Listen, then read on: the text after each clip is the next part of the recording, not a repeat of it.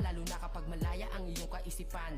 Walang iniisip na problema, para bata palagi lang masaya, ano man ang problema na dumaan. Ang ibig ko sabihin ay walang permanente, ang kada lilipas magbago ay pwede, dahil ang bawat mga pangyayari o mangyayari walang makakasabi. Kaya enjoyin mo lang ang buhay, sige paikutin na parang tagay. Teka lang, mukhang lasing na nga ako, kasi bigla na lang ako